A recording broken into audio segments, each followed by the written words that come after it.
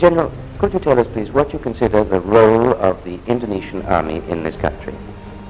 The role of the Indonesian army, as in any other country, for defense, but we have also an additional role as a stabilizing force in implementation of the guided democracy for stabilizing our state. Belum ada perwira yang 2 kali menjadi orang nomor 1 di Angkatan Darat sebagai Kepala Staf Angkatan Darat atau KSAD selain Abdul Haris Nasution. Periode jabatan pertama dilakoni sejak 27 Desember 1949 hingga 18 Oktober 1952 dan yang kedua mulai 1 November 1955 hingga 21 Juni 1962. Nasution menduduki posisi itu total sekitar 9 tahun, di mana di masa sekarang masa jabatan KSAD rata-rata tak lebih dari 2 tahun. Principles, the Pancasila, which are belief in God, humanity, nationalism, democracy, and social justice.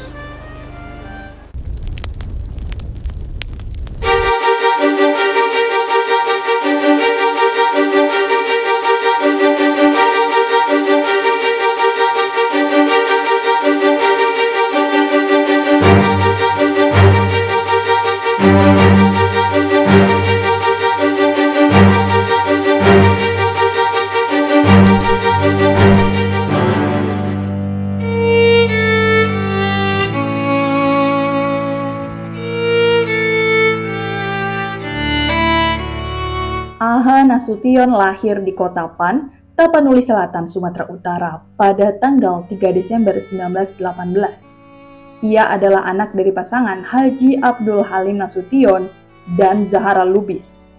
Ia lahir di keluarga yang taat beragama. Hal ini ia pegang sampai akhir hayatnya. Ayahnya merupakan anggota pergerakan Syarikat Islam di Koanopan, Tapanuli Selatan. Pada tahun 1940, Aha Nasution mendaftar untuk menjadi prajurit di Sekolah Perwira Cadangan yang dibentuk Belanda. Ia ikut bertempur melawan Jepang di Surabaya saat invasi Jepang ke Indonesia pada tahun 1942. Kekalahan Jepang dan merdekanya Indonesia membuat para bekas tentara PETA, termasuk Aha Nasution, mendirikan Badan Keamanan Rakyat yang menjadi cikal bakal TNI.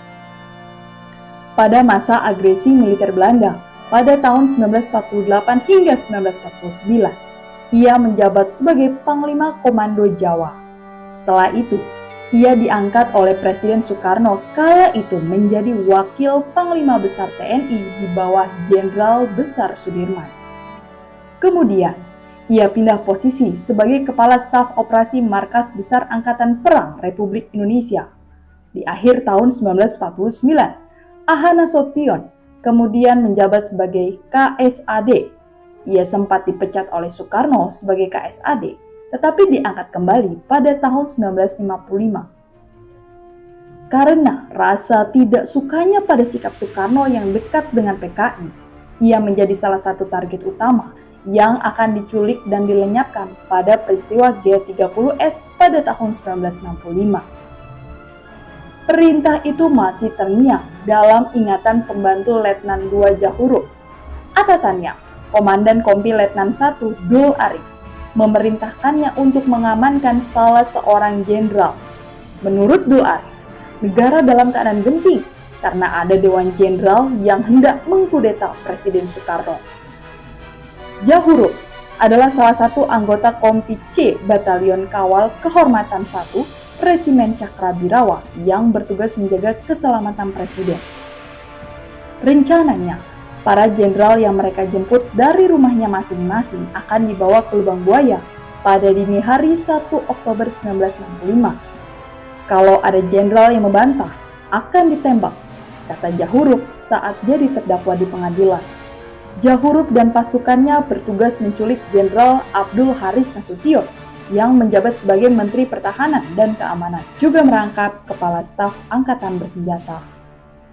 Ketika waktu menunjukkan pukul 3 dini hari, 1 Oktober 1965, ia dan pasukannya berangkat dari Lubang Buaya menuju rumah Nasution di Jalan Teguh Umar nomor 40 Menteng.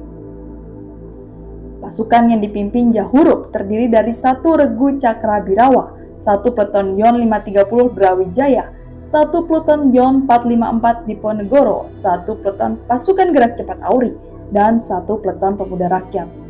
Kedatangan pasukan itu membuat Sunarti, istri Jenderal Nasution, tidak bisa tidur lagi. Ia segera memberitahu suaminya soal kehadiran pasukan tersebut. Nasution pun bangun dan menuju pintu depan, hendak melihatnya. Ketika pintu dibuka, anggota penculik segera melepaskan tembakan ke arah Jenderal TNI A.H. Nasution. Seketika itu, beliau menjatuhkan diri ke lantai dan Ibu Nasution cepat-cepat menutup dan mengunci pintu kamar kembali. Meski kakinya sempat tertembak, namun Nasution berhasil kabur dengan melompati tembok. Pasukan yang dipimpin Jahurup akhirnya hanya mendapati orang yang potongannya mirip Nasution, yakni ajudannya yang bernama Pierre Andreas Tendean, berpangkat Letnan 1 Zeni. Pierre pun dibawa oleh para penyerang yang berpacu dengan waktu menuju ke Lubang Buaya.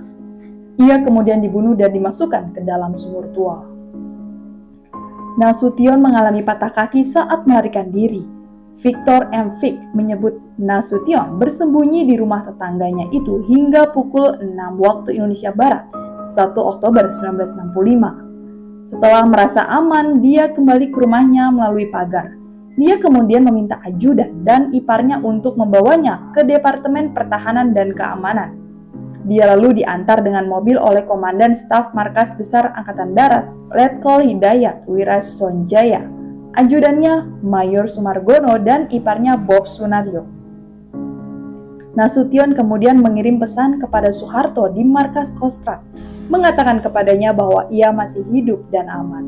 Pukul 4:09 waktu Indonesia Barat, ajudan Nasution, AKP Hamdan Mansur, menelepon Pangdam 5 Jaya Maijen Umar Wirahadi Kusuma dan melaporkan peristiwa tersebut.